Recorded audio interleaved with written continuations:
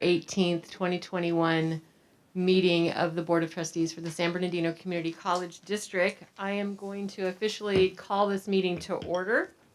And if this time, if I could ask you to stand, and if I could have Trustee Reyes please lead us in the Pledge of Allegiance. Ready? Begin. I pledge allegiance to the flag of the United States of America and to the republic for which it stands, one nation, under God, indivisible, with liberty and justice for all.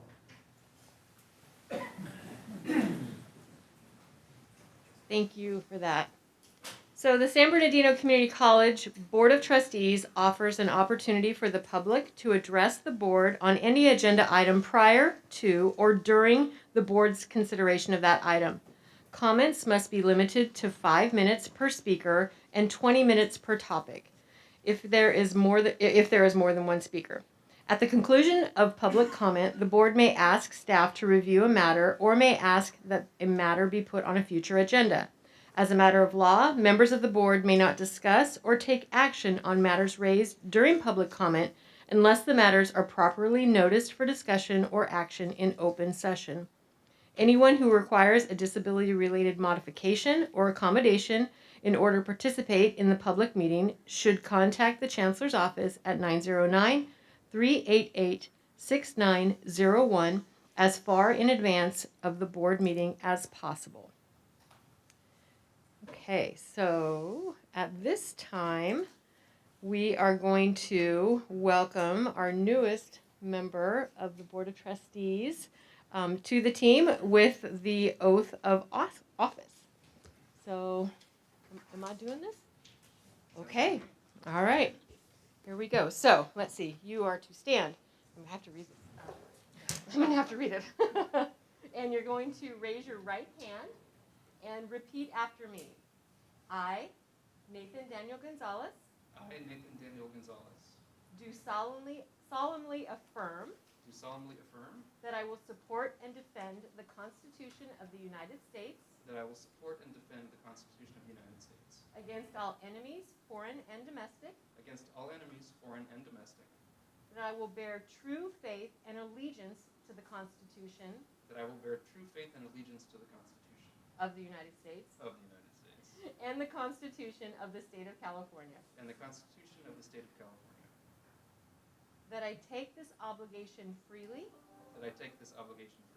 without any mental reservation or purpose of evasion.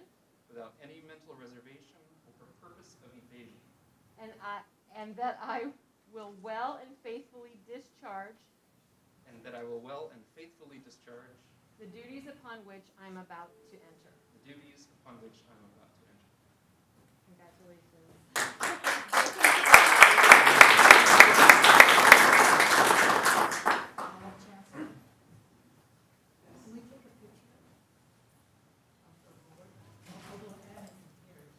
Should we wait maybe? Or? Okay. All right. Do we have any public comment? Okay. All right. So at this time, we will go right to our agenda items. And the first on the list is the approval of the minutes from our 10/7/2021 and our 10/28.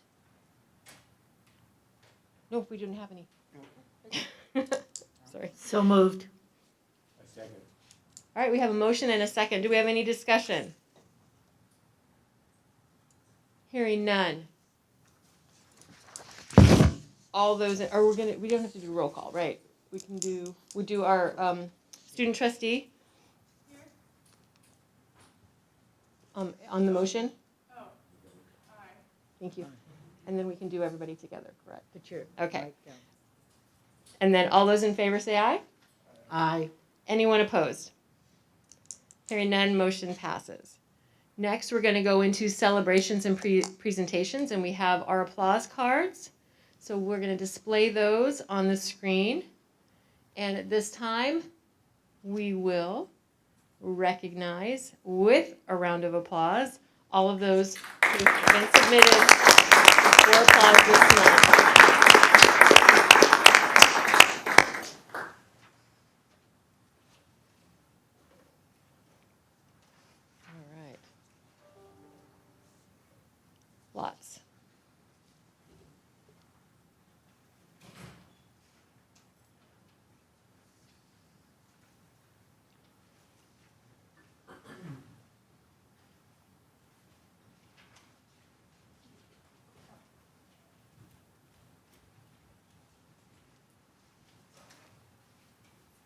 All right. A lot of them. We have a lot of them, I was going to say. It's fantastic. I want to thank everyone for submitting the applause cards, and then also thank all of the folks who were recognized for their service, support of each other. It really is a testament to the internal customer service that we provide to each other within the district, that we are still going. Lots of Thanksgiving in November. Yes, yes.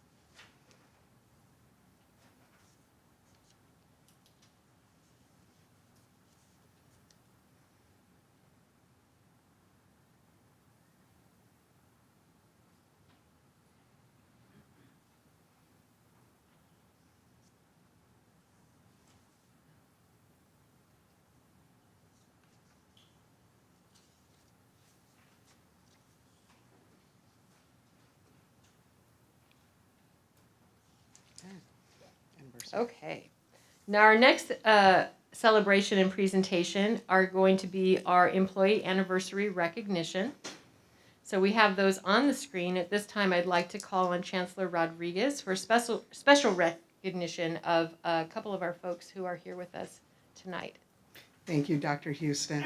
You know, one of my favorite things about being the Chancellor is getting to shine a spotlight on the talent and hard work and dedication of our faculty and staff.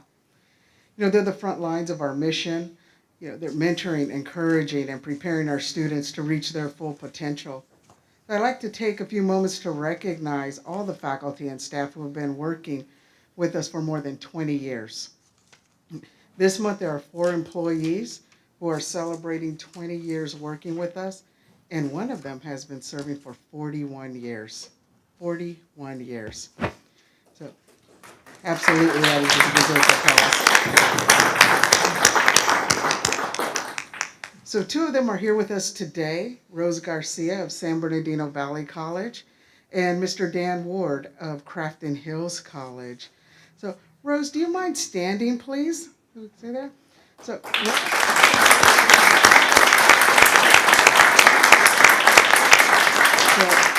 Rose is a proud graduate of Valley College. She has been a division secretary and administrative secretary, which really means that she has an expertise in putting out fires and helping people with very, very little notice. Over the years, I've seen Rose give her time and talent to the Latino Faculty and Staff Administrators Association, on the Classified Senate, working with commencement, and the annual Dia de los Muertos event, just to name a few activities that she's been involved with. Rose has been a force in raising dollars for student scholarships and organizing events to bring to our campus community, our campus community together. So it may be news to some of you, right? But Rose retired this past October, and and so we hope that she enjoys the next chapter of her life. I know that I am going to miss her. I have known Rose for probably over 20 years in my time when I first started as a faculty member at Valley. And I can honestly say that she helped groom me as a faculty member and as an administrator. So if I mess up, it's Rose's fault. Rose is just an amazing giver of her time, of herself, to students and to everyone she works with. And for Rose, it's not just about serving just our students. It really is about serving the entire community. Rose, thank you so much for all that you've done. Thank you. You're welcome.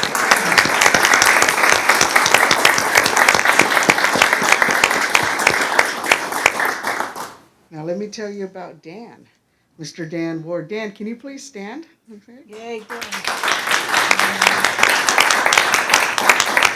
So Dan is the Dean of Career Education and Human Development at Crafton Hills College. He is a U.S. Army veteran. Thank you, sir, for your service. Okay. And a proud graduate of Crafton Hills. He inspires our students every day with his real-life experience as a paramedic and member of the San Bernardino County Sheriff Air Rescue Team. It's not an exaggeration to say that Dan protects and changes people's lives. We asked Dan for his words of wisdom as he celebrates 20 years at our district, and this is what he shared with us. When I began teaching full-time in 2000, I mentioned to a colleague that I had a hard time remembering the order of the academic ranks. You know, assistant professor, associate professor, that kind of stuff. Well, this colleague, who later became a mentor, said an easy way to remember is that you have to be a helper before you can be a friend. That stuck with me as so simple but immensely profound. From that conversation and many others, I concluded if you just focus on being a helper of students, colleagues, the campus, and ultimately the district, the rest will take care of itself. So, Dan, Rose, on behalf of the Board of Trustees and all of the students, faculty, and staff that you have touched, thank you so much for your service. And for Dan, here's to another 20 years. And Rose, we wish you well in your retirement. Let's give them all another round of applause.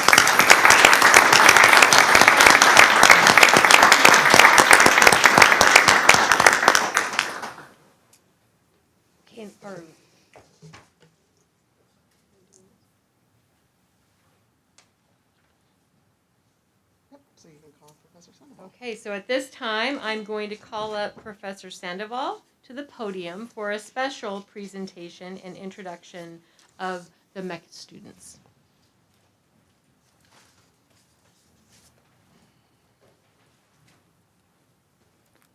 Good afternoon, board members. My name is Professor Sandoval. I am the co-advisor to MECHA, the SBVC, and I am here on behalf of MECHA and the Latino faculty and staff to present the first Si Se Puede award to our only female chancellor, Chancellor Rodriguez.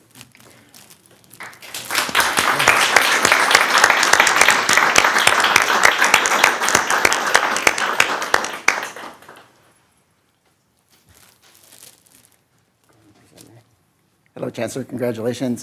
Brian Londas, former co-chair of MECHA. We wanted to be here with current co-chair. Hi, my name is Noé Basurto, current male co-chair of MECHA, the SBVC. We would like to present to you this plaque on behalf of MECHA and San Bernardino Valley College.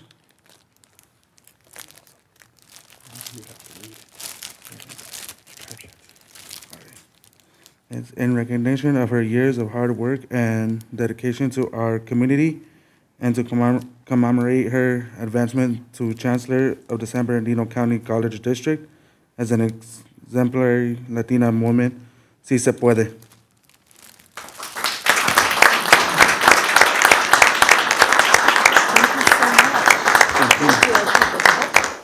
Thank you. Absolutely. Which side? Let me do it.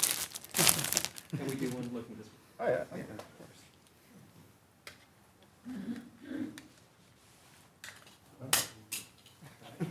My land right. 1, 2, and.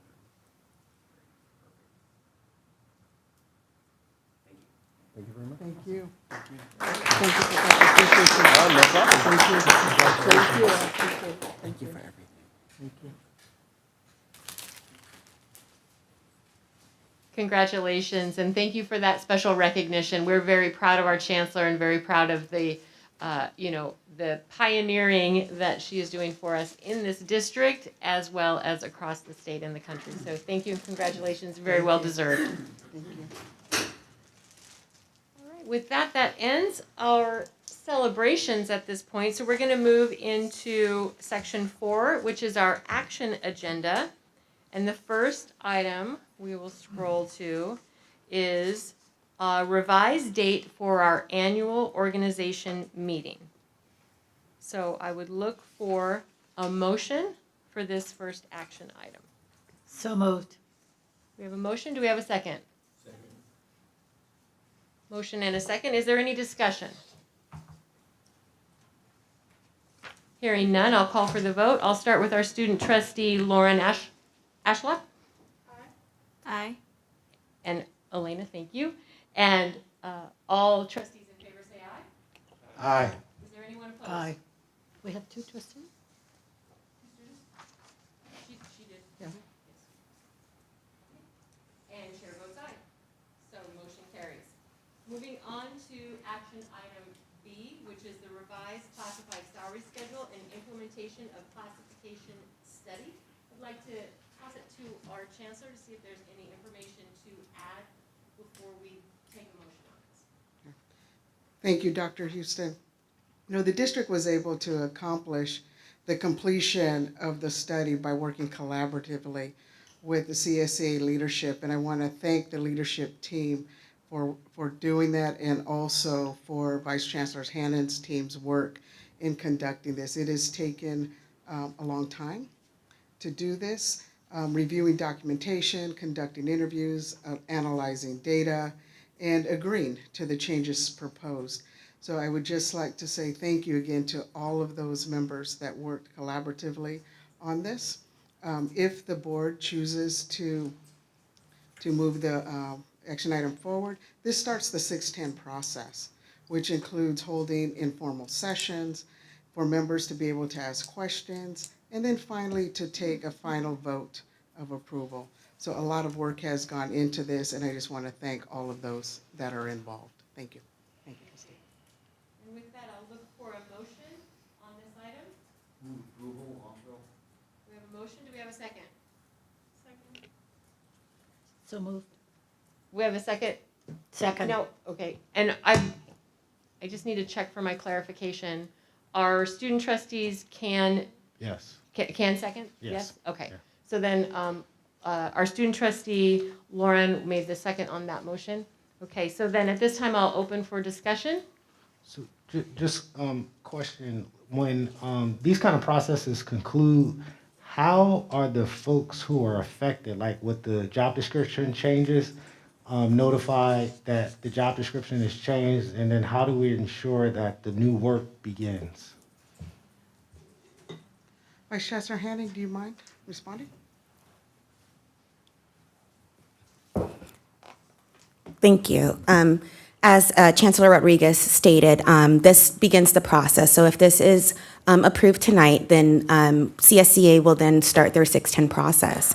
And so we are planning on holding informational sessions, which my team and CSA team will present this information to the membership, allow them to ask questions, and once they approve it for a vote, we will sit down with the impacted members. Everyone gets a copy of their job description, and then we go over the changes. We're also going to do this level of reviewing the changes with managers. We have sessions already planned to go over the work with the managers and make sure they understand the changes that are happening. Some of the changes are things that will be implemented for the future.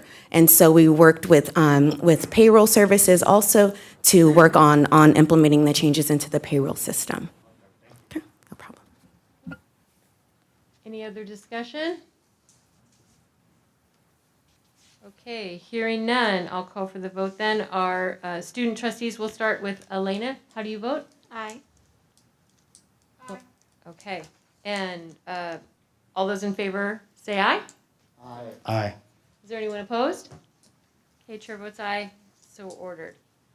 So we're going to move on to consent agenda, which is section 7. I think I said section 4 for action. It was actually section, I flipped that, section 6. So we're on to section 7. The consent agenda is expected to be routine and non-controversial. It will be acted upon by the board at one time without discussion. Any member of the board or a staff member or citizen may request that an item be removed from this section for discussion. So I will look for a motion, or at this point, actually, I'd like to pull 7B6, which is payment of stipends. Are there any other items to be pulled? Trustee Reyes? 7D, and then other 1 through 5, just general questions. I'm sorry, can you say what, 7D and then? 7D, and it's 1, 2, 3, it's more of a concern about making sure that we're doing the right thing. Okay. 1 through 5. D 1 through 5. Oh, okay, thank you. Sorry. D 1 through 5. Got it. Any other? 1 through 5.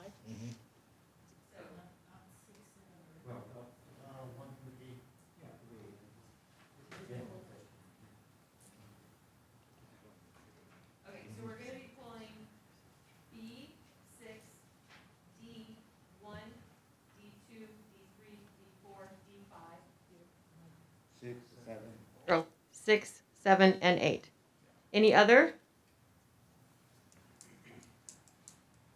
Okay, so then with the exception of in section 7, B6, D1, D2, D3, D4, D5, D6, D7, and D8. I would look for a motion. So moved, Longville. We have a motion Second, and a second. Williams. Okay. All right. Any other discussion on the consent agenda? Hearing none. Student advisory vote from Elena? Student. Okay. Trustees, all those in favor say aye. Aye. Anyone opposed? Okay, chair votes aye. So now we'll go to each of those individual items. So the first one will be item B6, payment of stipends.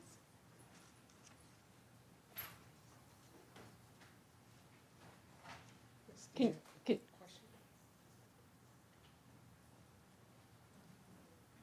oh, thank you.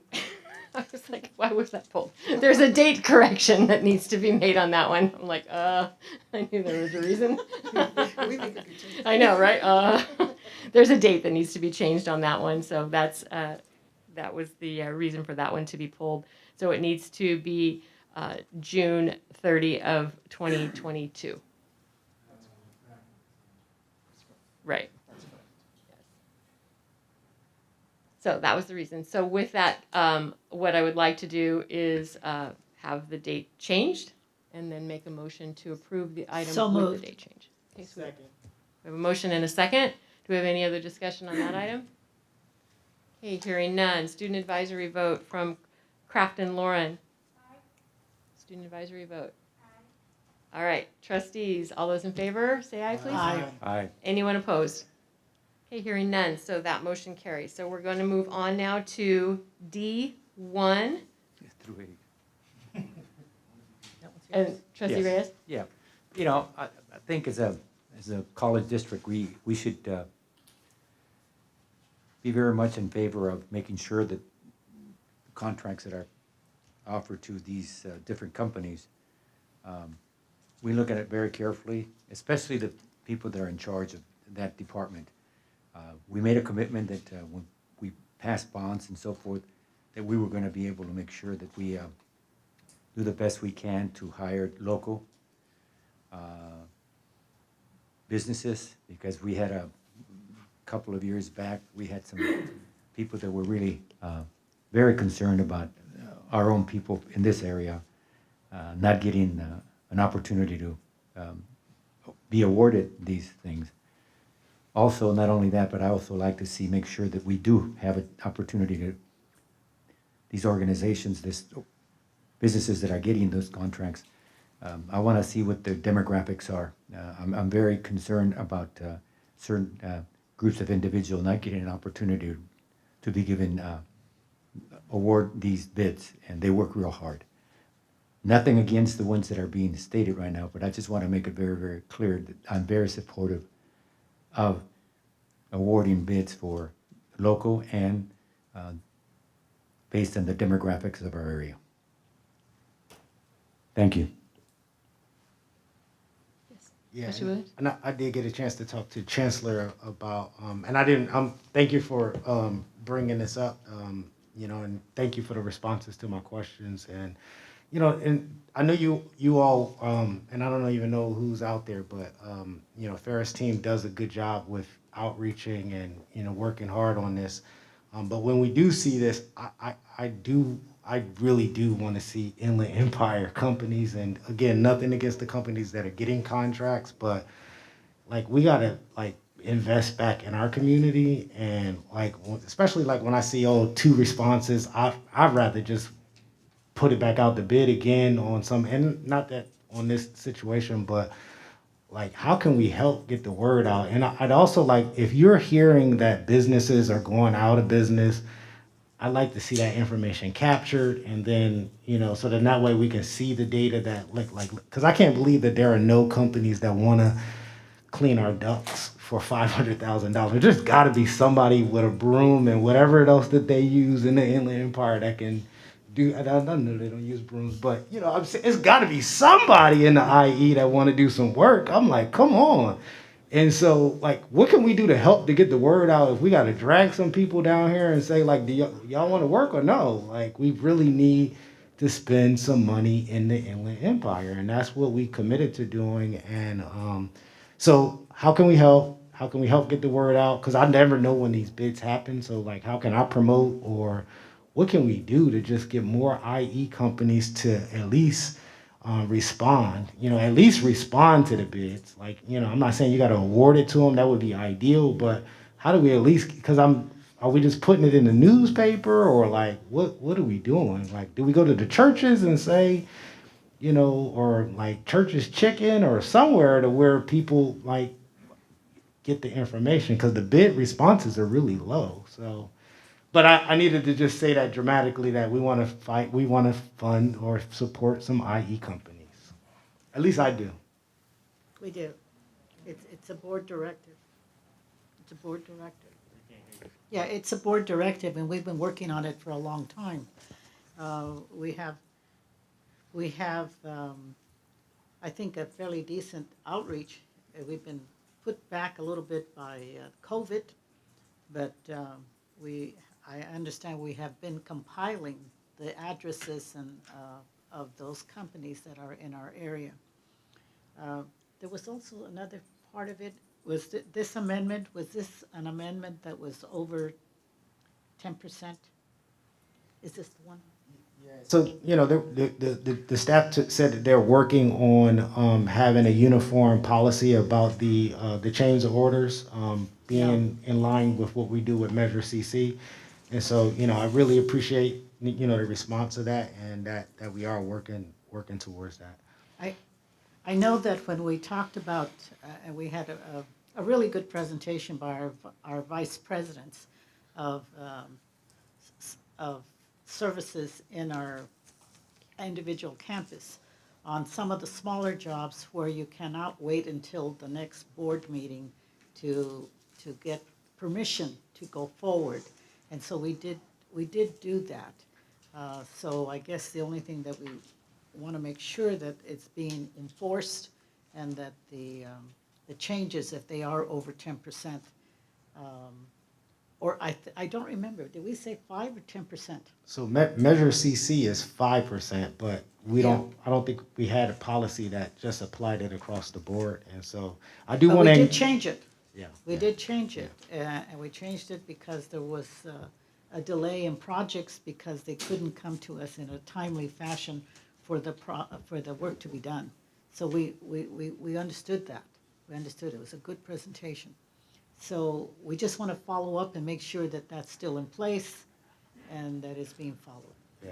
And I am saying, Rancho and Corona is in the mix in here, so I'm happy to see those, and just, I just would like to see more, but I want to acknowledge the Rancho and the Corona in here. Good afternoon, good evening, folks, trustees, and I appreciate your comments. You making a public comment? I'm sorry, no, I'm with AECOM, with the program office, representing Farah and her team today. And so I don't know if you were looking for a response at this point, since these came off the consent calendar, but I wanted to be available if you wanted a comment back from the PMO. Yeah, we appreciate you being here. I don't think we need a comment at this time. We'll be following up with the trustee on his, but thank you. Appreciate you. Thank you. Is there any other discussion? You want to move these? You want to move them for approval? Oh, yes, approve. And are you, So he's moving, and I'm going to second him. is it all of them or just one? All of them. All of them? Mhm. Okay, so we have a motion to approve items D 1, 2, 3, 4, 5, 6, 7, and 8. And we have a second. Do we have any other discussion on those items? Hearing none, we'll go to our student trustees. Elena Sanchez-Paez, please. Lauren Ashlock, please. And trustees, how do you vote? Aye. Anyone opposed? Hearing none, the motion carries. So at this point, I believe that we are through our action item and our consent agenda, and we are moving on to reports. So first we have is instruction and student services. Oh no, I'm sorry. We're moving on to information items. Apologies. Are there any questions or any comments that people have from the trustees with regard to, Report. Oh, all of these? No, we have the information item, no? Oh, no, we're on reports. Never mind. Sorry. Good golly, I have too many things in front of me. Now we are on to reports. So, board committee reports. I have to log into Govinda because I can't do paper. So, at this point, we're going to go to our board committee reports. So we have a couple of committees, and the first one we'll go to is our finance committee, please. Yes. We had our meeting this afternoon, and we had a really comprehensive report on our pension rate stabilization trust with Maureen Total of PARS. And we have, it is our investments, how we're doing on that, also with projections of what we can expect in the future. When we invested, and one of the things we didn't know, which Maureen brought up, is that this district was one of the first to develop a trust with the idea that we would have the PARS obligation covered in part by a contribution that we made from the reversed auction of our bandwidth from KVCR. And so we invested a good portion of that into that, so we didn't want to be caught short on our obligation to our employees. And so I think it was a good move. And so we've heard from her that this is now being adopted and implemented by other districts, and not just community colleges, but also some K-12s. So that was a good report. Thank you very much. We also looked at the board directives for the 2022 and 2023 budget. We will get a more comprehensive view of those in our December meeting. We did have some questions, but I think we worked them all out, and mostly just mostly an issue of making sure that what the board has put in policy and put as directives are implemented as the plans are rolled out in our goals and objectives. So I think we arrived at an agreement that some things that were of particular interest to the Finance Committee would be incorporated and would be not, I don't want to say ignored because that's not correct, but at least given the priority that I think the board wanted. And then we also approved the budget calendar with a correction, and I think that's up in our, we already approved that with the correction. So we also received an update on enrollments and how that is being tracked so that we have a realistic view of how our enrollments are doing. And we're comparing apples to apples. So we're looking at enrollments, comparing them to 2018 before COVID, and also comparing them, we used that particular date because it also did not include the College Promise, which gave us a sort of a one-time surge in enrollment. But that program is no longer being implemented. So I think we have a good handle on it. We will get further updates at our next meeting in December as to what we can expect as funding based on the comparison of full-time equivalent students from 2018 to 2023, if I'm correct, right?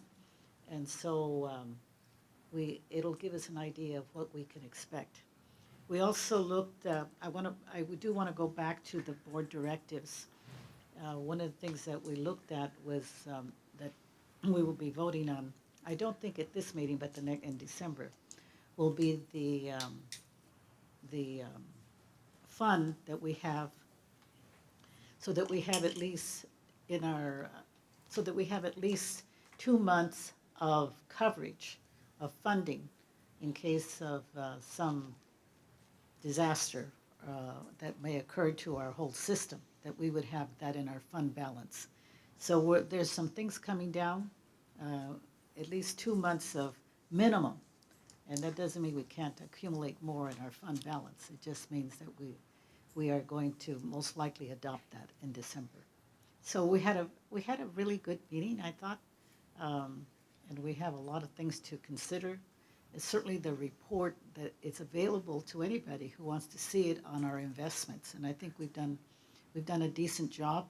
I am proud of our Board of Trustees for being good stewards, and for our Vice Chancellor to guiding us through that whole process, because we chose initially, we did the first agreement on the distribution of funds from that reverse auction to invest.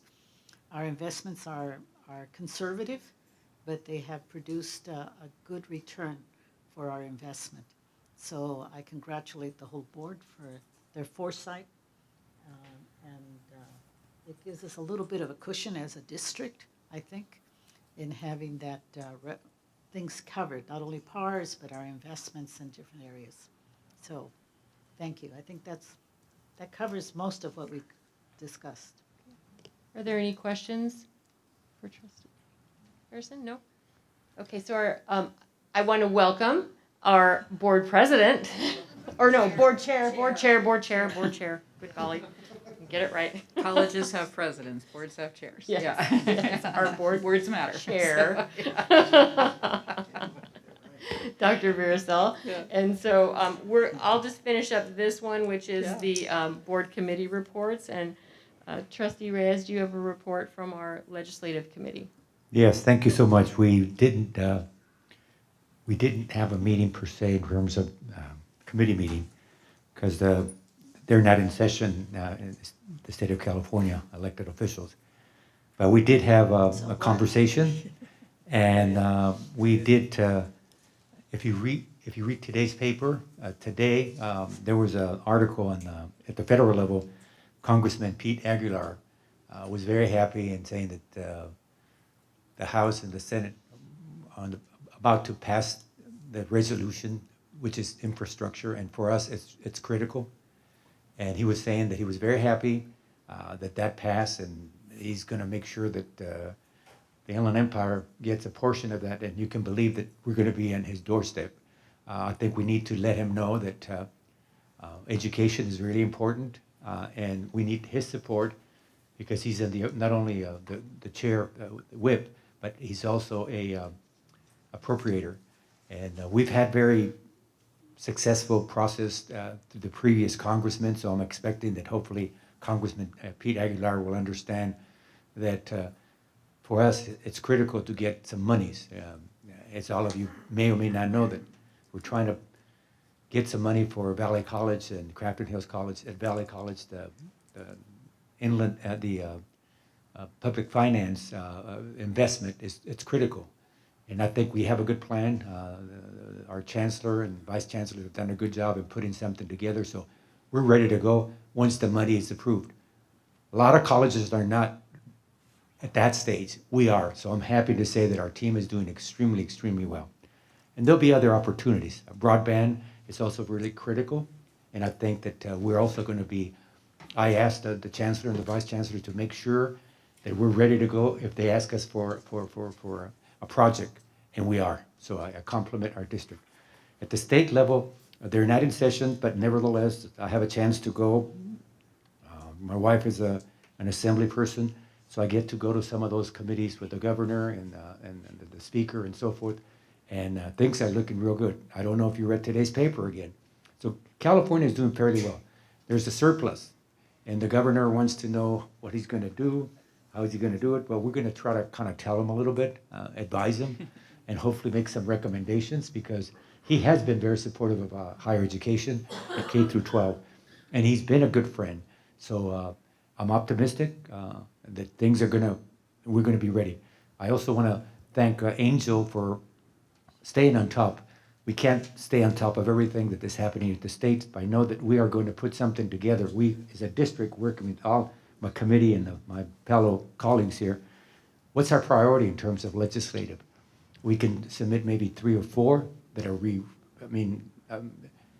highly, successful in regards to the bottom line. I try to deal with appropriations and funding, my grants. That's what I specialize in. So I'm on top of those things. So we need to make sure that we're talk to the governor, and then we'll talk to people in Washington to make sure. We're expecting to get a visitor from Washington, D.C. that is going to come and meet with us. My fellow, colleagues don't know yet because we're still trying to get the date. She's going to come and visit us to see what are the needs that we have so that they can support it at the federal level. So even though we didn't meet and organize, we're still working really, really hard, and we're not going to give up, because I want to bring in more monies for our students and for our faculty and for our district. And as I keep saying, the squeaky wheel gets the oil, and we are very involved with the organizations that are making opportunities available for us. So I was very happy to know that we're going to be doing some creative things. Happy to work. I know that our Chancellor and our President for Valley College did a good job in doing a webinar yesterday in terms of student finance and financial opportunities. That's huge. You guys did a wonderful job, and I want to thank you, because you really planted the seed in regards to, we need you, we want you, you can be successful, you can go to college, and I think it's really important. I also want to, it's not part of my committee, but I do want to take an opportunity to thank President Horn from Crafton Hills College. They were recognized as students that are going to a 4-year college after they finish their 2 years here. So this is what we shoot for. This is why I take a great deal of pride in being part of this board, working with the 2 presidents and the Chancellor, and so forth. So anyway, that concludes my report. Thank you. Trustee Williams, do you have a report from Board of Governors? Yeah. So the Board of Governors met this week, and it was a really, really interesting meeting. I want to thank our faculty for just chiming in and providing some feedback and public comments on the resolution around distance education.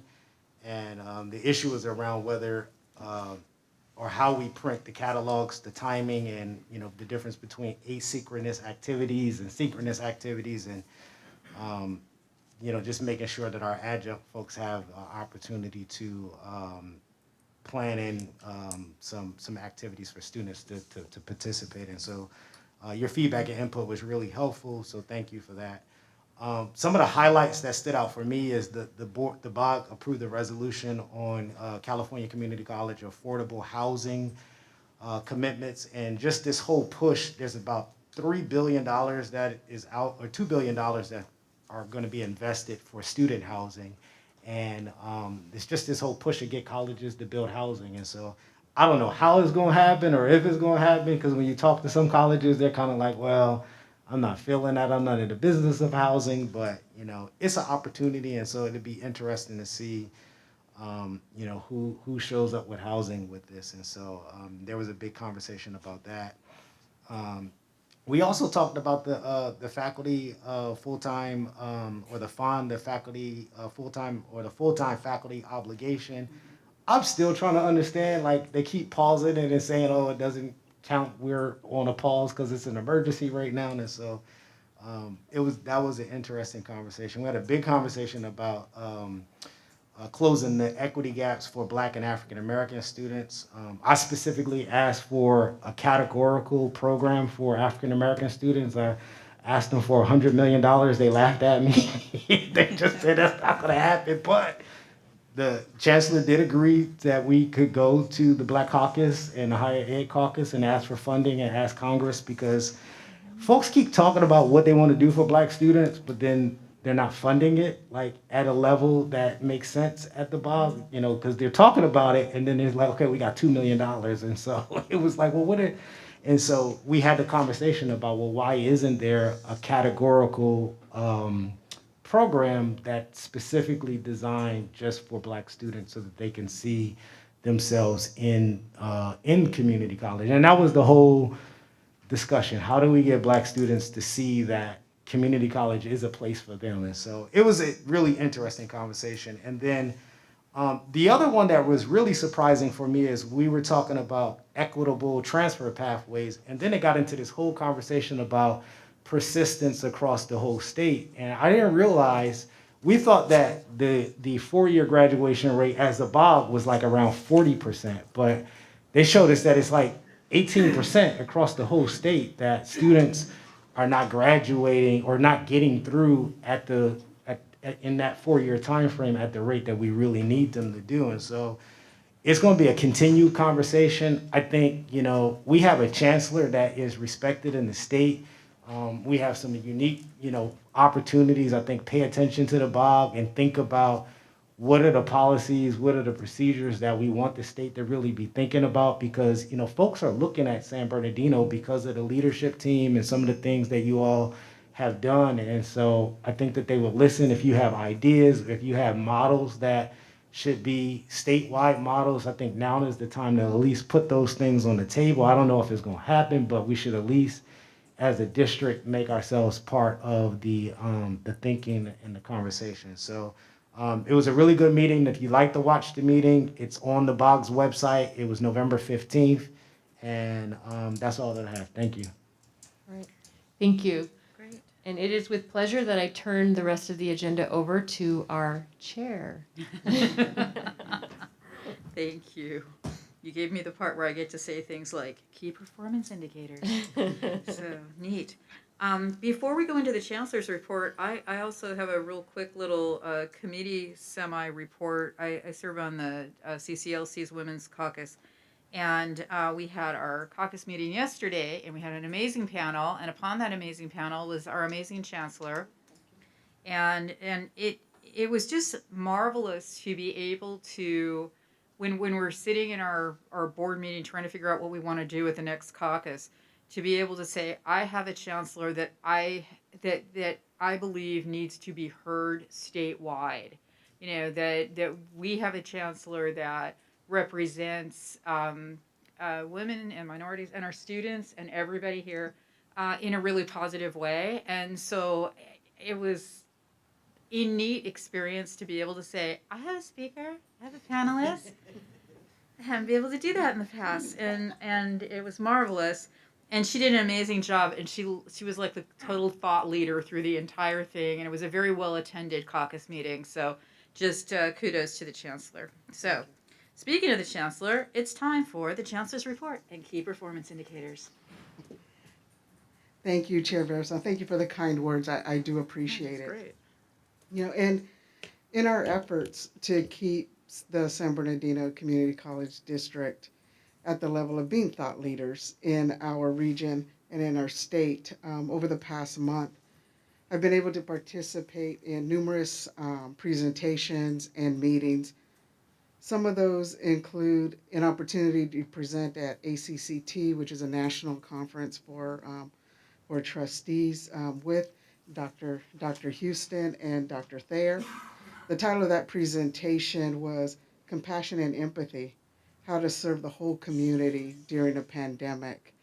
And with that presentation and in the way that Dr. Houston framed the presentation for the audience, I feel like I should get an agent because we've been getting a lot of requests for presentations, but which is a fantastic place for the district to be. Also had an opportunity to present at San Diego City College's Chicano Latinx Heritage Month.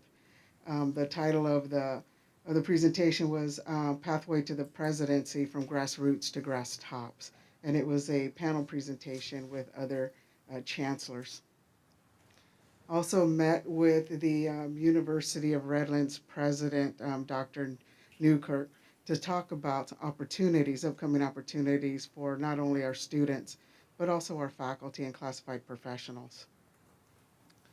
As Dr. Barisel mentioned, presented at the CCLC's Women's Caucus, and the panel discussion was on equal pay and mentoring, two things that I am very passionate about, so thank you for the opportunity to present and to talk about.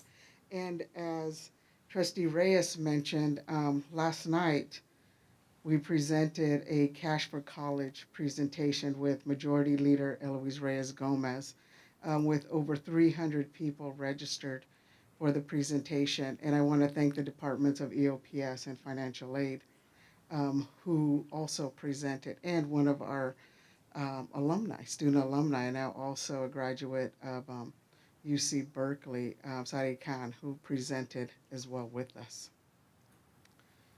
This week we also met with the president of Follett, the folks that help us with our bookstore. We met with the president and the vice president about how we can expand our Books Plus program into a statewide movement. So more to come on that topic. I want to give kudos to President Haran and Crafton Hills College. Again, as Trustee Reyes mentioned, we're being recognized by the Campaign for College as a 2021 Equity Champion of Higher Education for Excellence in Transfer, specifically Latinx students. So congratulations, huge, huge accomplishment. Yeah.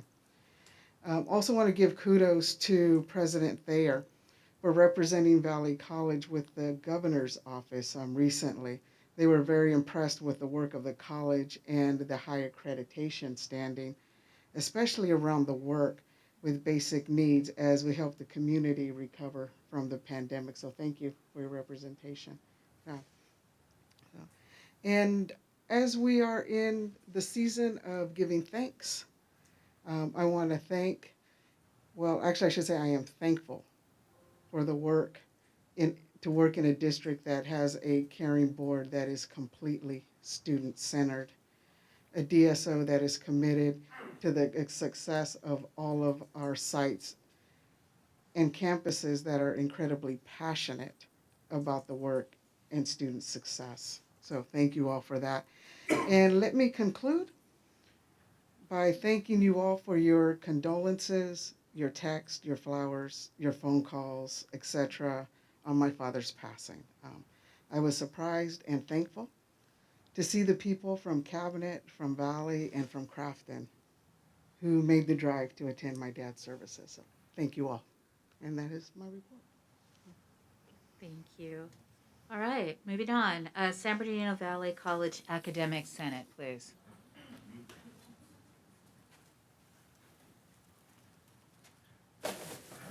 Please tell me there's nothing alive in those. Nothing alive. Thank you. It might make you feel alive. And Jose, there's pecan in there, just letting you know. All right. Good evening. So greetings. I'm happy to be here this evening once again to update and share information about the happenings among the faculty of San Bernardino Valley College. I appear to be very out of breath tonight, so I'm going to try to speak slowly. So some of the great work that is happening, as you know, I love to report on the good work being led by our faculty at San Bernardino Valley College. One event I'd like to share that occurred last night in collaboration with San Bernardino City Unified School District Visual and Performing Arts Program, the San Bernardino Valley Music Department hosted a marching arts showcase. And I saw some of the photos. It was fabulous. And it was at the football stadium. And it started with a mass performance with the local elementary, middle, and high school students who played the Star Spangled Banner and various pep tunes. The program proceeded with marching shows from various local high schools, including Arroyo Valley High School, San Bernardino High School, Cajon High School, and San Gorgonio High School. Due to the pandemic, this was the first time for many of these students to perform in a public audience, and we were able to facilitate that, so that's super exciting. The crowd was for sure happy to have the entertainment back again. And I want to make note that the San Bernardino Valley College Classified Senate, specifically John Futch and Ernest Guillen, kicked in and supported the concession stand during that time, which was very, very successful. So thank you guys for the support. Other good things, our very own Bethany Tasaka, who wears many hats on our campus at this time, was recently elected as chair of the Asian Pacific Islander Caucus at the state level, so we congratulate her. She's also been very instrumental in partnership with Chloe De Los Reyes, English faculty from Crafton, in working to establish a local AAPI caucus here in San Bernardino district as well. The communication department faculty have worked hard to bring back the annual speech tournament to campus and in person, and they were able to do so. The last I heard, they had 14 participants, and in fact, they should be wrapping up right about now with final rounds. So I couldn't split myself and be there, but I hope they're doing well. Some actions that we're taking, there's many, but just a couple that we're doing, worth highlighting, is the DE team has been presenting lots of opportunities for completion of the Level 1 training that has been established as a requirement for our faculty who wish to teach in an online environment. We continue to make good progress in completion rates. We continue to remind the faculty of the MOU that has been established and the provisions there within, as well as the related timelines. Based on those timelines, we expect an uptick in registration for the spring, and we're doing our best to keep up with that load. And I just want to thank the administration, union, board of trustees, and everybody involved in seeing the importance of that training and setting that expectation.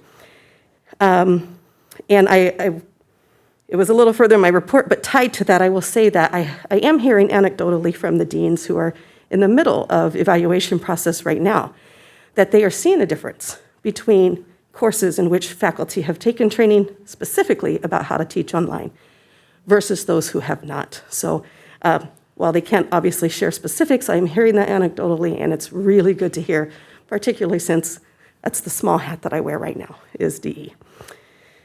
Some of the concerns that have kind of come up and are being shared right now, AB 928 was recently passed. Our state Senate identified it as one of the, they kind of categorized them as good, bad, and ugly. And I think Dolores put it under the ugly conversation. Just because it has some grave impact for some of our students, some potential impact for our students.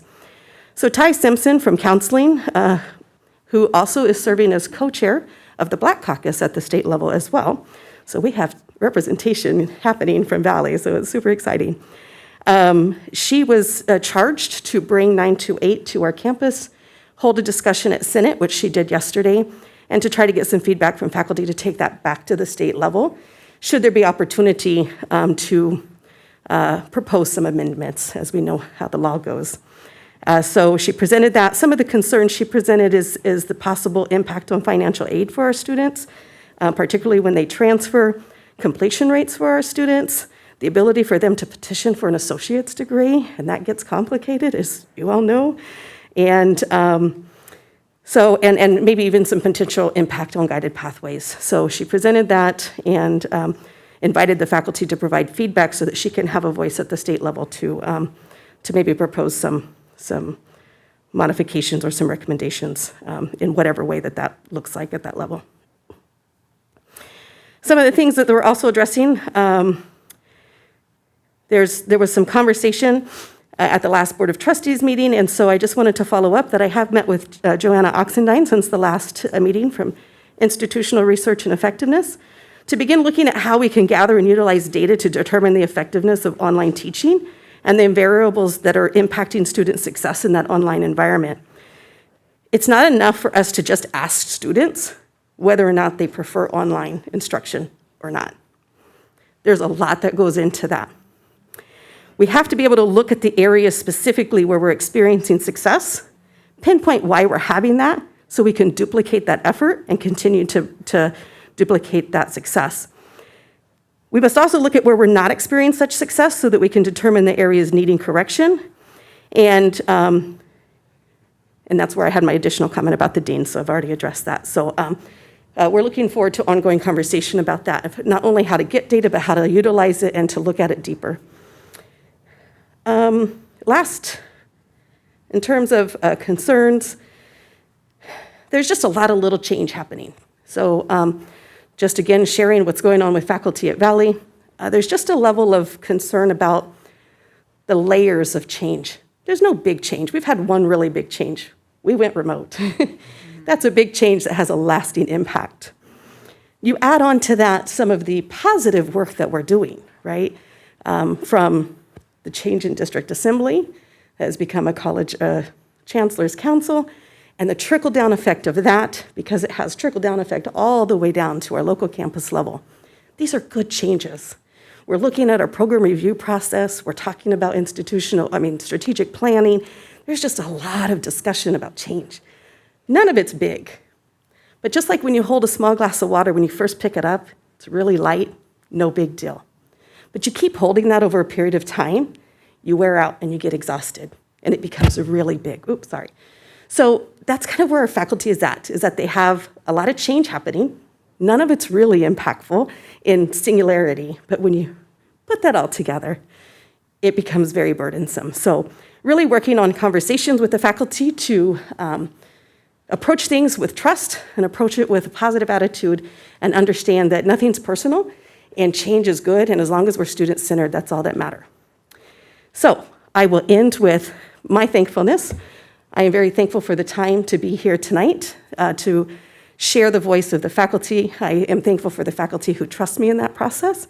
We'll see if I'm here for another 2 years, probably, just so you know. We'll know that next week. But I'm thankful for that, and I'm thankful for where we're at as a district, and I'm really, really proud to work for San Bernardino Valley College. I'm also thankful for our sunroom, who has been killing it. I just want to say killing it. It was a packed house today. It was our Thanksgiving dinner today. People were taking out food in droves to take home to their family. They could not keep seats open. It was that busy. So I was going to bring these on my behalf, but Chef has provided pie for everybody on the board. So before you leave tonight, please delve in here. There's pecan, apple, pumpkin, sweet potato, and pumpkin roll. So please take your pick. Don't leave it wasted. Thank you so much. Thank you. I feel like there's a question coming. No, there's a question? No? Comment? Just, could we get clarification from the chancellor on 928? Because I can't ask a question. AB 928. Maybe 928. So, She mentions it but was just- inserting. You can ask her. She's giving a report. Yeah, it's okay. It's on the agenda. Her report is part of the agenda. Yeah, it's part of the Okay. agenda. Okay. I just want some clarification on 928. Okay, so 928, In 5 sentences or less. yeah, just in summary, it has to do with a standardized GE pattern for all 3 systems, California Community College, UC, and CSU. And while the intent is a good intent to have commonality, there are some definite gaps. There was lack of consultation on how it would impact. So one example, very briefly, is that they want to cap students at 34 units and put them on the track for transfer. So we need to address the students who aren't going to transfer and want to stay locally and earn a degree, and they're going to be short, and it will impact their financial aid, and they may need to pay for that. So that's just an example of one of those. Thank you. Thank you very much. Thank you for mentioning the sunroom. I had lunch there yesterday. When I'm going to have lunch with a donor, when I'm going to have lunch with somebody that is, it needs to know about the sunroom, that's where we go.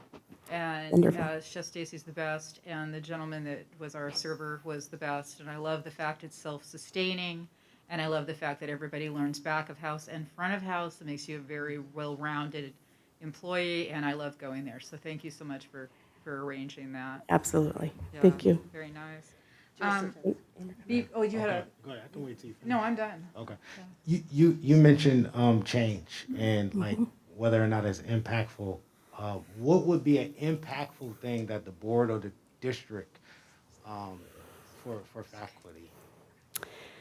That's the hard question. I'm being asked that by a lot of people. What can we do to help mitigate those feelings? Because change causes emotion no matter what, positive, different, no matter what, it causes emotional response. And so one of the things I have asked is that our chancellor come and present to our academic senate on our next academic senate meeting on the 1st to just kind of summarize where we've been for this last semester and kind of just zone in on why the work is being done and assure them that it's not about getting rid of the faculty voice. And I think that's the main thing, is that there's a concern that they want, that there's a desire to get rid of faculty voice. I know that's not true. I know that's not true. So we just need to use good, positive language that reinforces our intent, I think. Thank you. Thank you. Very much. Okay, so we have to do something at this point, and I hope you will beg our indulgence. It's very important for marketing. We need to take some pictures because just like I had to come in late, one of my colleagues has to leave now. If we could, we need to take a photo. If we could do so with Dan Ward and Rose Garcia, and also we need to take one with our new trustee, Gonzalez, down there. So if we could do that super fast, somebody direct us, and we will do it as quickly as humanly possible. Yes, sir. We gotta have our mask on. Yeah. You do? That's why I wear a fancy one. That's our policy.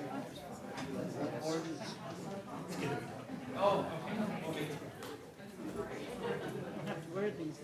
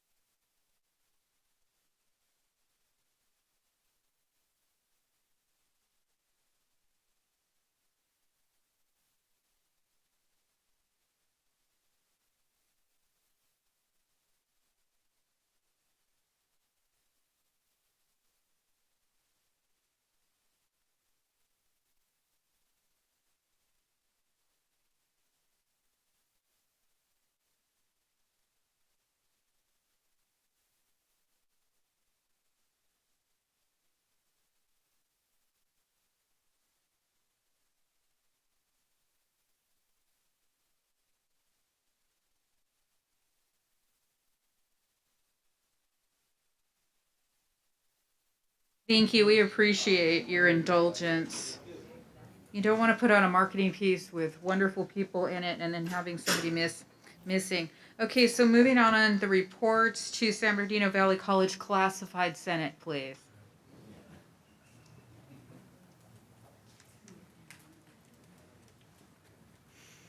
Good evening, everybody. John will not be able to be with us tonight, so as Vice President, with your permission, I'll give the Senate report. And I apologize, I don't have pie, but if you catch me later, I'll be offering lottery scratchers in the parking lot after the meeting. The SBVC Classified Senate is very pleased to be able to announce that since the last board meeting, we have participated in a series of campus events, such as the SBVC football games, the Friday Family Movie Nights hosted by SBVC CalWorks in partnership with the IEHP, the LFSAA's El Dia de los Muertos celebration, where the Senate partnered with SBVC Food Services to offer hot food for the event, and last night's Marching Arts Showcase, which Davina mentioned earlier, an event sponsored by the SBVC Music Department, where they played host to San Bernardino City Unified School District's marching band competition. Despite the pandemic curtailing many of the in-person events for our campus, we've been able to identify and participate in enough fundraising opportunities to allow us to provide at least 6 scholarships for SBVC students by the end of this year. Thank you. The Senate is also in the process of procuring enough funding and resources to be able to provide Thanksgiving food baskets to those members in need this holiday season. We would also like to acknowledge the efforts by the district to include classified professional voices in ongoing decision-making processes, specifically when it comes to the district's advisory committees. We understand that the critical work being done there by these bodies was delayed for a time in order to find an appropriate way to meet quorums. We would like to recognize and thank the efforts by the Chancellor, by the HR representatives and committee chairs to move the district to a culture where our institutions prioritize inclusivity and equity, especially where the new shared governance frameworks are concerned. Along that vein, we would also like to express our support of the Chancellor's Cabinet's upcoming vote to approve the adoption of a new vested association within the district, specifically the Asian Pacific Islander Association. We hope those making these decisions will vote to vest this community and bring the district into an even closer alignment to our current initiatives surrounding diversity, equity, and inclusion. Lastly, we would like to thank the board for their approval of the classified compensation study, or the classification study. This study represents years of hard work by both the classified union and district negotiations teams. It brings us one step closer to ensuring an equitable, well-defined landscape for the classified professionals at SBCCD. It's our hope that with its implementation, we can take an additional step to bring us to a fair and appropriately compensated landscape as well. We continue to have faith in not only the process, but the people moving this beast forward. Having said that, in relation to this approval, we would like to express a small concern about the intent to move the study through a board approval process before it has been ratified by our unit members.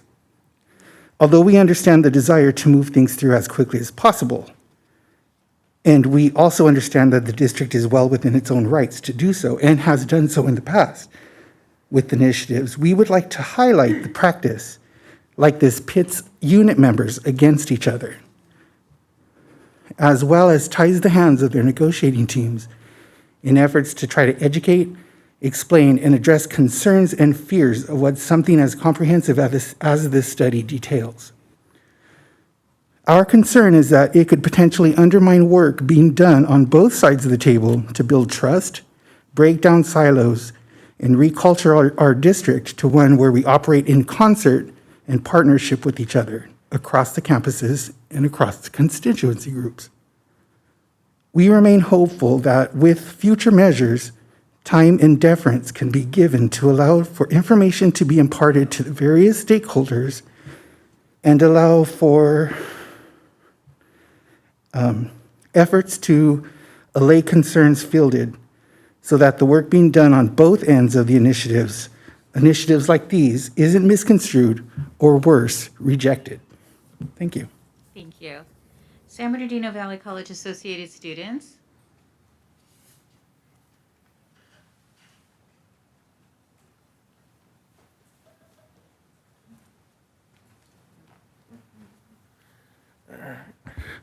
Good evening again, Board of Trustees. First off, I'd like to say my condolences to Chancellor Diana Rodriguez on passing of her father. Unfortunately, forgive me for that. I wasn't able to sign any of those cards or I apologize for that. You mentioned in our power lunch that he was a veteran. I could say happy Veterans Day to him. It was last week. And, well, every day is Veterans Day. Yes.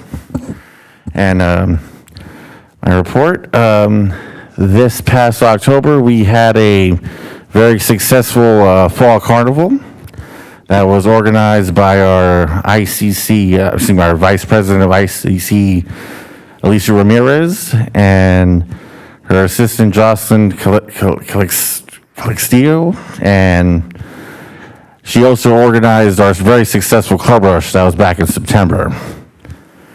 We also had a birthday event for our mascot, Blue. We had a Blue, we gave away, we worked with the culinary department. We gave away free Blues Specials cookies, and the Sunroom also offered Blues blue cheese burger special for $8.95 in that day. And this past month, we had a resignation of my Vice President of Student Senate, Anita Valdivia-Hinnick. She was able to get a job with the Sheriff's Department.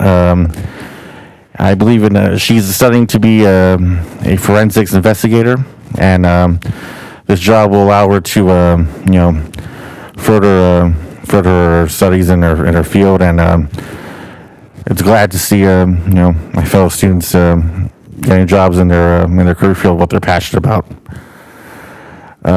One of our senators, Gersagan Warwick, brought up the issue of students, DSPS students in the welding department who apparently are having issues with their restrooms. Apparently, they haven't been working for over about 2 months. And this was brought to our attention, and apparently the students are unhappy about this. And our advisor, Dr. Ray Carlos, looked into this, and apparently said with our maintenance department, it barely has something to do with their vendor, that's Redlands Plumbing, who apparently haven't been able to have the time to come over and fix the problem. And then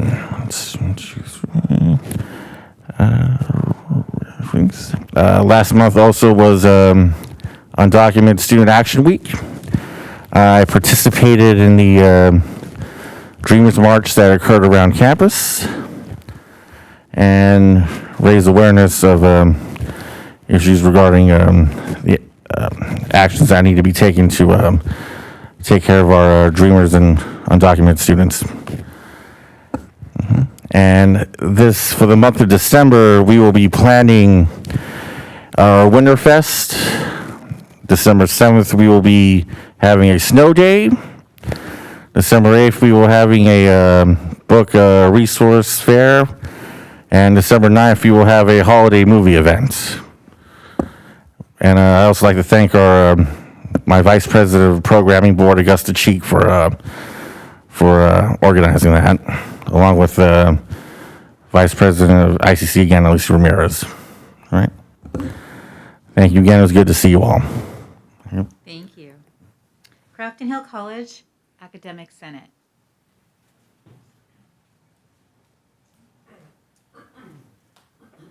Hi, everyone.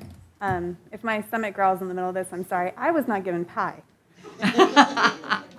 So we've been working on adjusting our board report. We've aligned it with strategic strategies, but we're not sure that's really a helpful way to go about it. So we recently did a new podcast, and we interviewed the vice president of ASCCC. And she had a lot of information on how our local academic senate should interact with the board. So it's a really helpful podcast if you want to listen to it. It's nice to hear the other half of the conversation. And part of our suggestions were to just kind of go over what our main points were and pause for questions. So that is my new plan. We've made a lot of adjustments to Senate leadership. We're trying to readjust the roles so that they're easier to do for more faculty, and we're inviting more people into those roles.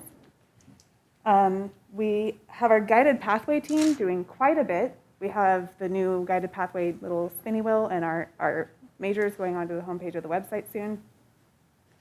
We have our chairs redoing the class schedule, which is not where the classes go, but the information that's given to students to make sure that students know what they're signing up for before they get there.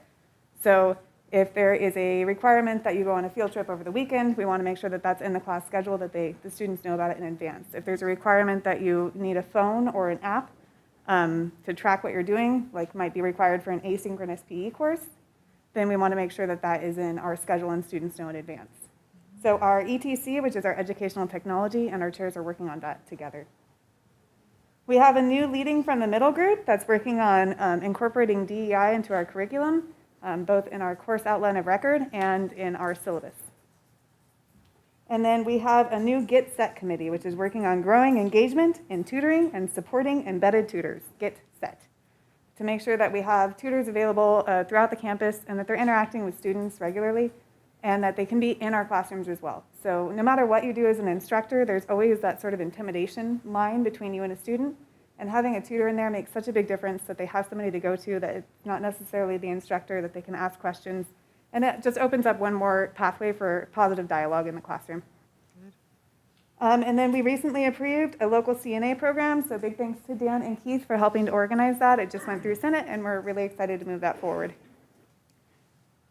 We have heard requests that you would like ways that you could help as part of the reports. And so one of the ways you could help is opening up pathways for public comment that are not written in advance and that you don't have to be here for. So being able to give us a way to either like zoom in our public comments or give live public comments so that we don't have to plan them so far in advance would be really helpful and give us a better way to engage with the board. And then welcome to the new trustee. And that's the end of that report. So pausing for questions. Thank you. Oh, sorry, one more thing on AB 928 because it came up. It was opposed not just by ASCCC, but by the Chancellor's Office, the UCs, the Cal States, and FAC, which is the Faculty Association. So it was opposed across the board, but still signed into law. It will involve a lot of changes, and Dolores, who is the president of ASCCC, estimated about $1 to $2 million per campus. All right, thank you. Thank you very much. Crafton Hills College Classified Senate.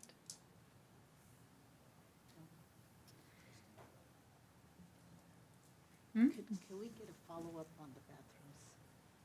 Yeah. That was brought up. I saw some quick texting going on when that was brought up.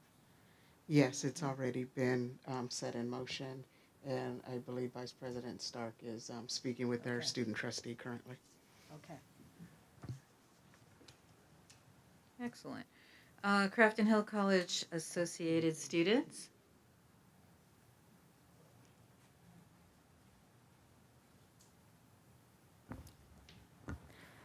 Good evening, honorable trustees and chancellor. All my sympathy to you and your family. I'm sorry to hear about that.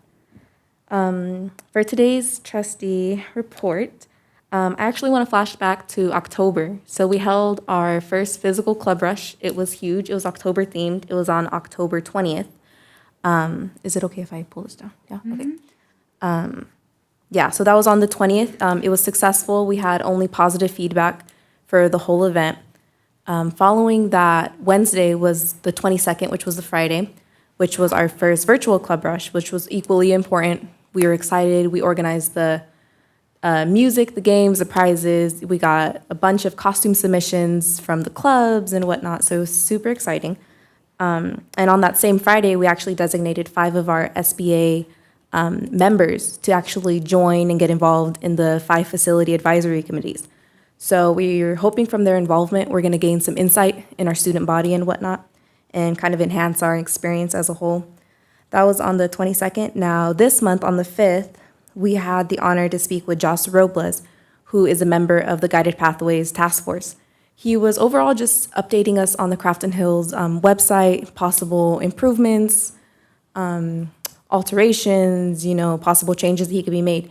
While he was collecting feedback, he also introduced the idea of essentially it was, he referred to it as a course map. So it would give potential students a way of getting a vague outline of their education plan, essentially. So they, without registering, without enrolling or anything, they'd be able to get that rough outline of like their 2 to 3 year education academic journey. So we thought that was interesting. And then, yeah, he collected feedback and ideas. Now, currently, we're planning for our December 8th Frost Fest. That's going to be our next in-person event. We're super excited for that, for the holidays and whatnot. So we already designated committees and those members of the student body for the decorations, the budget, the finances, the food, prizes, and so forth. We're also interested in December 4th and December 11th, where Redlands and Yucaipa are hosting their annual Christmas parade. We're hoping to get like a donation, like a truck or whatnot, to decorate, to get involved, if not walk, buy some costumes. We're super excited for that. We're hoping that happens. And maybe I should have started off with this point, but one of our student members from our student body actually attended an API association meeting where representatives from Crafton, representatives from Valley were able to kind of spread awareness and highlight that increase of Asian harassment on campus. So as a student body, we discussed that, we collaborated, and these are just brainstorming ideas, nothing set in stone yet, but we just thought to relieve the tension, it'd be a good idea to maybe provide a hotline, maybe, you know, for students to kind of send a message or make a call to vent out and get their voice heard in certain circumstances that they're facing. Also, we formed a committee already for spring. We're hoping to collaborate and organize a multicultural club rush to enhance the campus's, you know, ethnic diversity and kind of open the doors for that. Overall, with all that, we want to relieve the tension. We want to prevent any more harassment on campus. And with all that being said, that concludes my report. Thank you. Thank you very much. CSEA, please.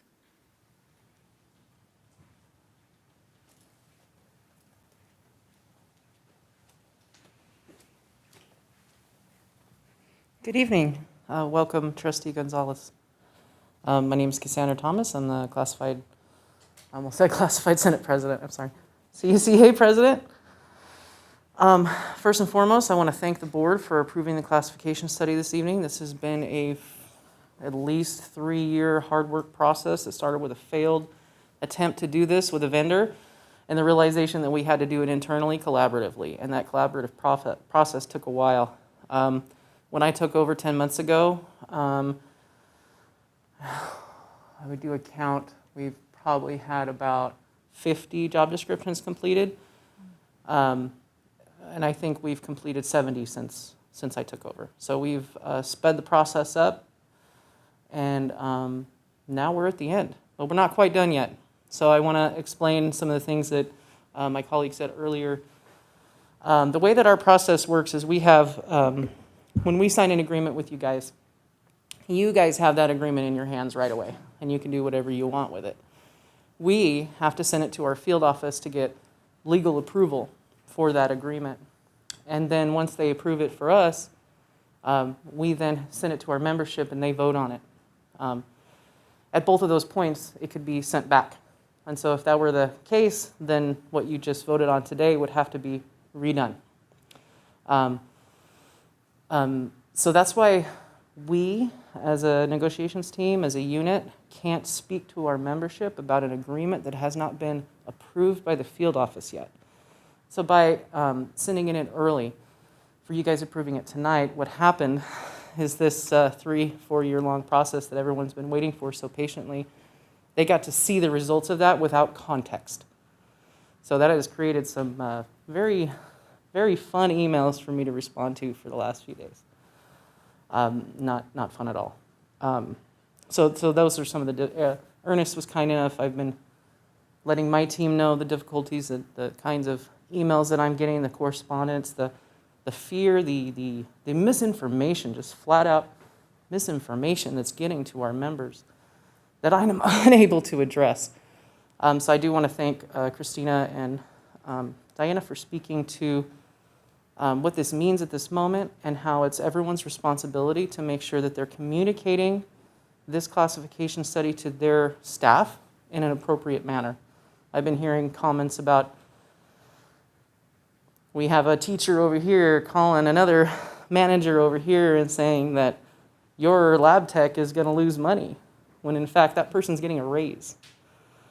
And if I would have been able to present the study to the membership, we could have kind of kept that at a minimum. But we will be able to have that communication with them eventually. And when we do, we hope that everyone will be able to see the hard work that we put into this, that the data, the results of the study came out of data that is sourceable, and we can present and say that we brought our membership to median, which is the goal. So again, thank you, and please don't do that again. Please. If it has to do with money, let us finish our process first. Because, if we send something like a out of class or a thing that only affects maybe one person, right? We're not going to have the entire membership coming and asking questions about it. So whenever it's big ticket items, let us do that first and then help the process run smoothly. The other thing I want to talk about is you guys were talking about one of the board items that I had concerns about, that I had spoke to Diana about. I haven't received anything back about that.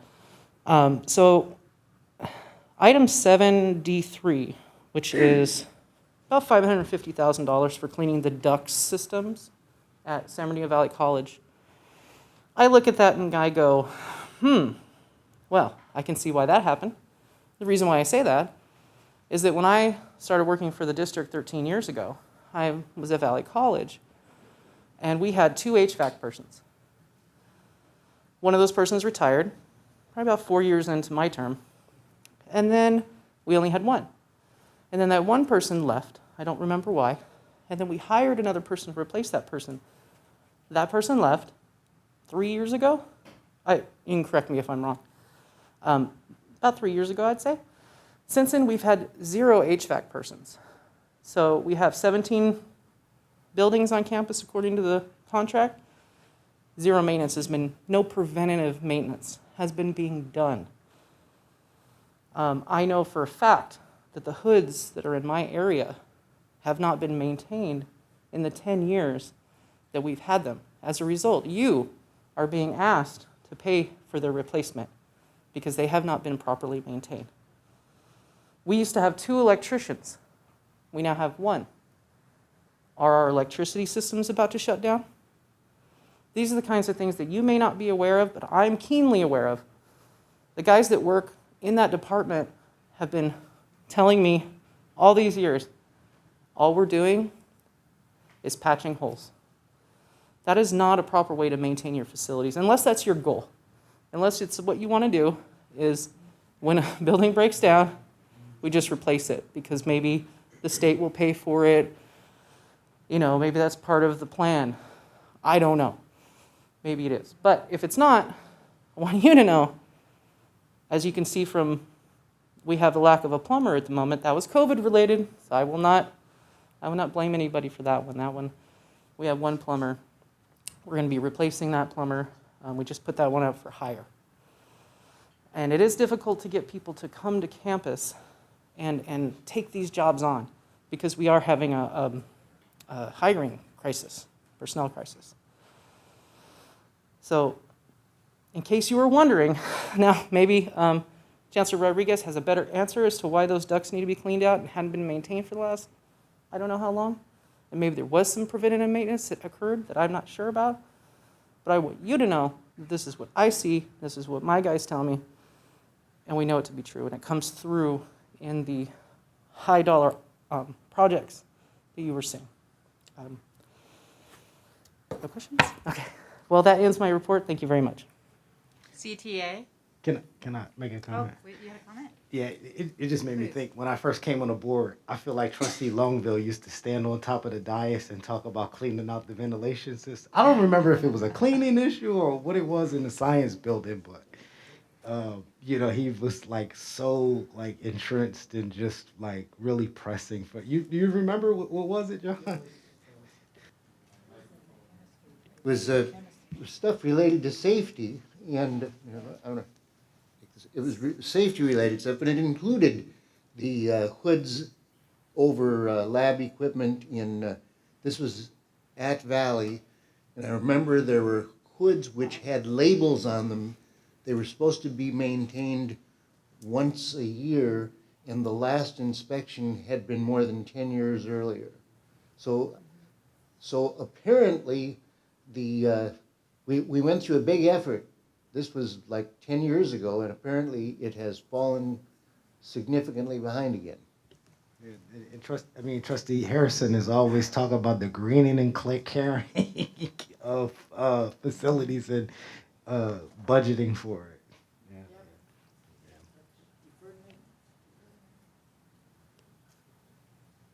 All right. CTA? Hello again. Hi, me again. Just imagine I'm someone else now. So we wanted to say hi to the new trustee. And negotiations are going well. We made a new podcast, and since I mentioned it before, we also renamed it. So if you're looking for it, it's the Amplify Your Voice podcast by SBCCD TA. And we've had our members volunteer their kids to say that out loud in an effort to make you feel better, because it's so hard to say. So if you want a cuteness, you can listen to 3-year-olds try and say, welcome to the SBCCD TA podcast. We're working on ways to increase membership engagement. We want to thank Trustee Williams for attending the meeting, and we are hoping to have Trustee Gonzalez join us in a future meeting. And that's it. Thanks. Oh, thank you very much. Police Officers Association. San Bernardino Valley College President. Good evening. Thank you, Chair Viracil, Chancellor Rodriguez, members of the board, campus community. I have a brief report tonight. But first I would say, I know we had a couple comments about a few things on campus. I know we are taking care of those already with the restroom issue, Paul. I know we've talked to you and we'll look into that. And in regards to the maintenance issue, it's not due to a lack of trying, right? We've definitely been looking to make sure we have enough staff to do the work that we need. So I just wanted to make sure that it is being addressed. It will continue to be addressed, and we appreciate the feedback. And once we learn of something, we definitely will follow up with it and look into it and see what our plan of action will be. So I wanted to first address that. Secondly, so some good news. I think it's a great collaborative effort. I wanted to acknowledge Farah and Yanez for working with a team of students at Valley College in a competition highlighting our efforts in interdisciplinary programs serving the construction industry. It was led by a faculty member, Anthony Abadat, and Yanez from the district. And so we had student representatives, and from architecture, electronics, science, they participated on the team, and they were awarded $7,000 in scholarship. So I think that's a great collaborative effort, a great example of the district and the colleges working together. So and getting that, just the collaborative effort. So congratulations on that great work. We're thankful for the district support and the college and our students and our faculty who do the great work. Charlie and the Chocolate Factory is coming to Valley College. Directed by our faculty member, Melinda Fogel. It premieres December 2nd and will run through December 5th in our auditorium. So please come support our theater department and come check out Charlie and the Chocolate Factory. As we've been reporting all semester, our athletic teams are in competition safely. It's my pleasure to state that our men's and women's cross-country teams both won the Inland Empire Athletic Conference Team Championships. And so that's great news. They will be competing at state championships this weekend. The women's runner, Diana Bautista, she finished 9th in Southern California, so that's a great individual accomplishment. Our women's soccer team qualified for the playoffs, and they're opening at home today. I believe now they're playing Southwestern College, so we're in the playoffs. Our teams are moving forward. Our men's basketball team won the SBBC Allen Hunter Classic this past weekend. So our athletics team's off to a great start for our winter sports and concluding our fall teams. So just a testament of the resilience of our students as they've, combated COVID, competed in athletics and the great support from our faculty and staff. Registration for fall is ongoing, or for spring, I'm sorry, spring 22, we've already started. We're in week 3 of registration. So that is ongoing. We've been conducting financial aid workshops in person and virtually so that students are aware of what they need to do and what they are eligible for grant aid and scholarships and free money. Our outreach team continues to visit the high schools and planning activities. We've been phone banking, which we're calling students who stopped out to remind them that we're open and to, if they can come back and let them know what we have to offer. Our day of service will be Saturday, December 4th. And so we'll be back in the community passing out literature about the college. And finally, I'd just say our CTE building, the bid for the project came in under budget than anticipated.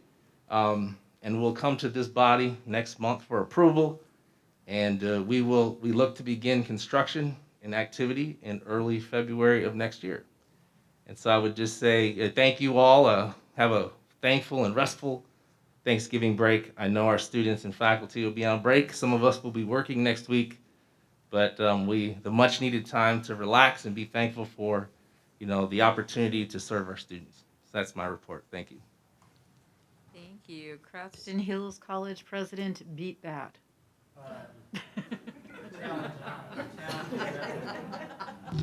Challenge accepted. I was on mute.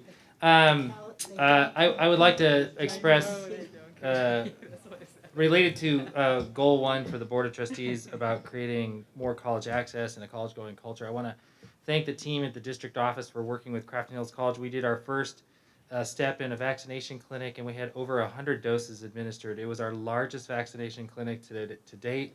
It was a great response from the community, well coordinated by the folks at Crafton and the district folks as well. So I want to thank them for that.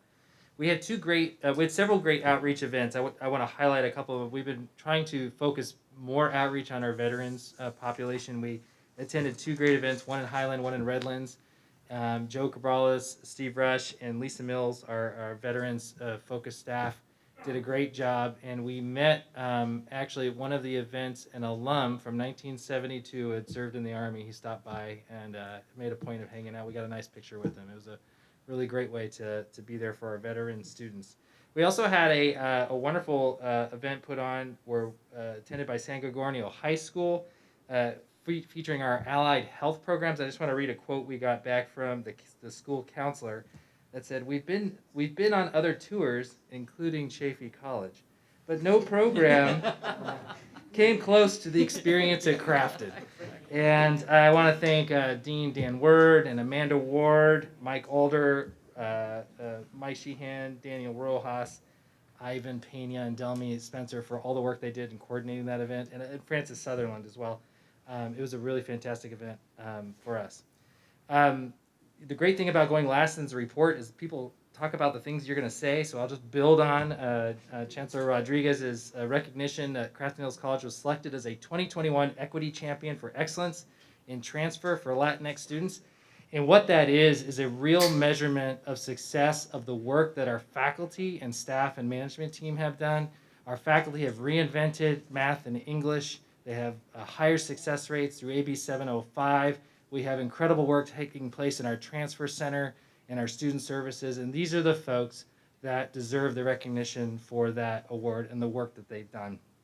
So thank you for that.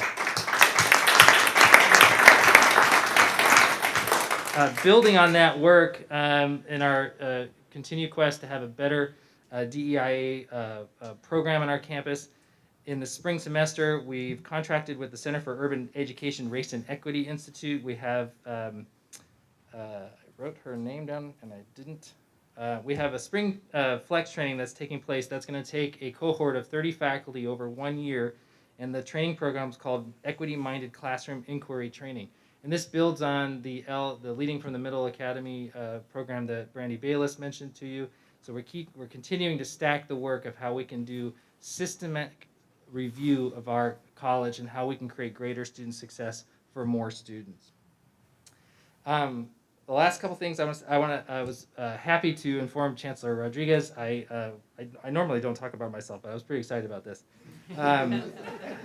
I was selected as a 2022 CEO Fellow at UC Davis's Wheelhouse Institute for the Center for Community College Leadership and Research, and I'm really excited to participate in this program next year. It's a year-long program, and what's fantastic about just being able to network with other peers across the state on these issues is that the institute is not inexpensive, and the UC Davis has it's totally covering all of the costs. It's over an $11,000 program, and to be I was very honored to be selected for it, and I was looking forward to reporting back on the activities from that. Thank you. Hey, challenge one, I think. That's 2 rounds of applause. The last thing this has really nothing to do with the work at the college, but I want to highlight an accomplishment by one of our faculty members. Jimmy Grabo is our athletics counselor, and he is probably one of the most humble men I've ever met, and he doesn't at all like to talk about himself. And he's a avid runner. He was a successful and award-winning collegiate runner. He ran in a sanctioned half marathon race. Sanctioned race means that they actually keep the records of it. It's called the Revel Race. It was the Big Bear half marathon and marathon. He ran it. He's now the 3rd fastest American in the half marathon all time.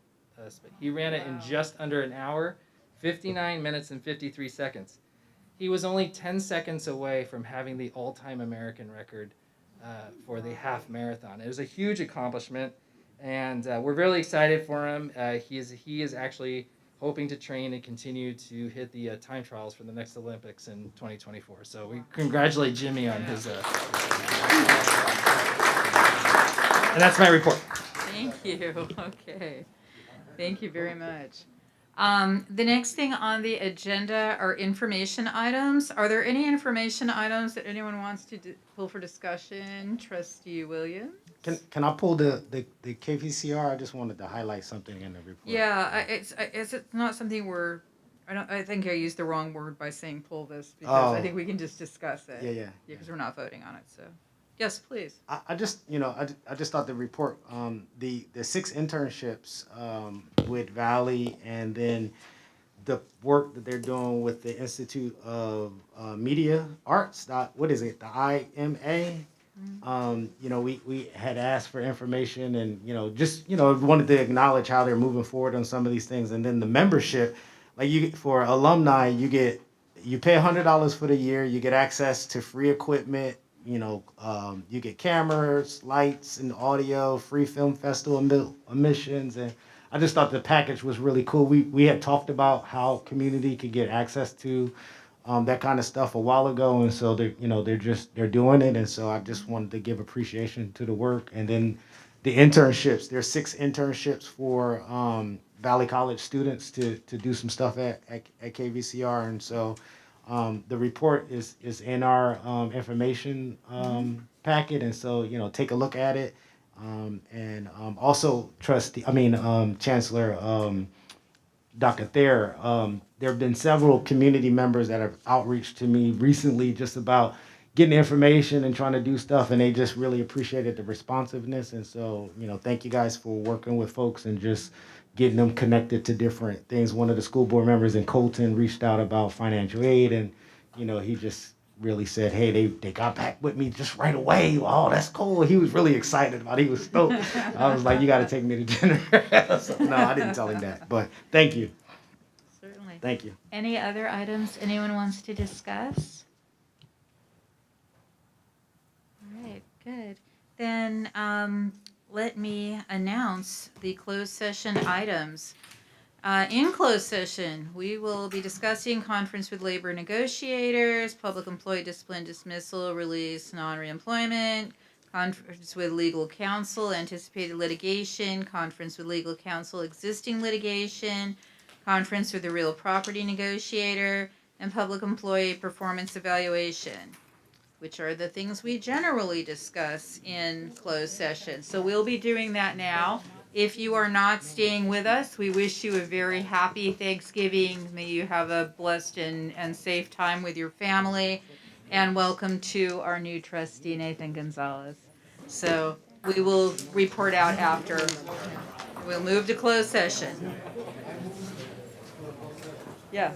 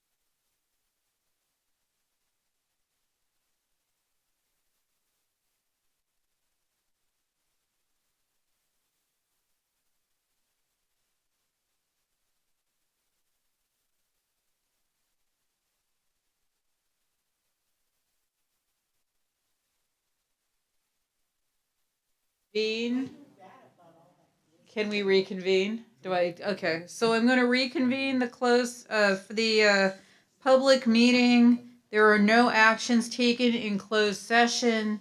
So I'm going to adjourn the meeting and announce that the next board meeting is the board organizational meeting and business meeting on Friday, December 10th at 4 p.m. right here in the boardroom at 550 East Hospitality, Suite 200 in San Bernardino. Thank you. Everybody have a lovely Thanksgiving. And with a motion by Trustee Harrison and a second by Trustee Williams, this meeting's adjourned. Thank you.